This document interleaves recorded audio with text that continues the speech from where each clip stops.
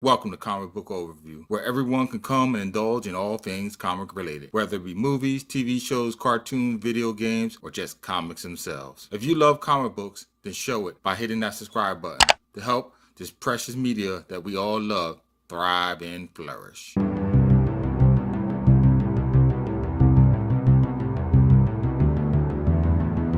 Many know of Colossus, the X-Men strongman that can change his entire body to organic steel. But few, I believe, have delved into his origin, where he came from, what his life was like before the X-Men, and how did he come in to join the X-Men fold. Well, this issue, X-Men Origins Colossus one-shot, released in June of 2008, gives us some backstory on the Steel Titan. It turns out that even though his skin is hard as iron, his heart is not. Pietro Peter Nikolaevich Rasputin is a Russian born in Siberia. He grew up on a farm just 62 miles north of Lake Baikal. At an early age, he had two loves, one being art and the other family. But while still an adolescent teen, he lost his older brother Mikhail. He was pronounced dead in the line of duty for Mother Russia, due to a mutant attack at Cape Citadel, having something to do with two groups of superpowered beings, each being known as mutants. Not wanting to accept the news, Peter takes off running in the snow, dropping his backpack and flinging his scarf into the sky. Assaulted in a fit of emotion, the poor boy drops to his knees and a torrent of rage releases his innate abilities to turn soft flesh into hardened steel. With two metal anvil, he pounds the ground and releases a gut-wrenching, agonizing wail, and then in a fit of exhaustion blacks out beneath the snowdrift sky. But his actions have not gone unnoticed.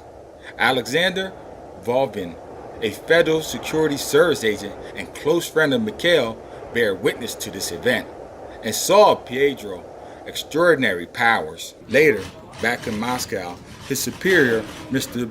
Dubenko, director of Federal Security Service, asked Agent Volzin about any out-of-ordinary events that may have taken place during his visit at the Rasputin farm. And Alexander's response was simply, no. For Alexander loved Mikhail like a brother, and the two promised each other that if anything happened to the other while on the line of duty, that the one left alive would take after the other one's family and do whatever they could to help protect them. Volzin knew how innocent and soft Peter was. If he told his superiors about Peter's ability, they would seize the young boy and take him away from his family, then use him as a weapon. For Russia always seeks power and never passes up an opportunity to increase it. And so, using covert channels, Volzin contacted Charles Xavier, a man he knew provided safe haven to those with special abilities. But Dubenko suspected Alex's lie and had him and Peter put under surveillance watch. And so, time went by, and Peter grew, and eventually Ileana was born, his little sister. And they were happy to own the farm together for a while.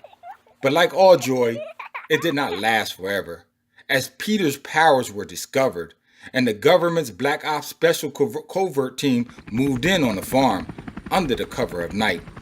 Using non-lethal ammunition, they wished to capture Peter alive, but the soldiers soon realized when you threaten a man's family, there is no limits that he would go to protect them. And under the iron fist, the government operatives fell like ripe wheat before the scythe, and they realized that they had unleashed a lion. Luckily though, when Volzin contacted Xavier initially, they knew this would eventually happen, and they prepared for such an event. And so the professor wiped the minds of the soldiers clean, as if they had never even heard of a Peter Rasputin.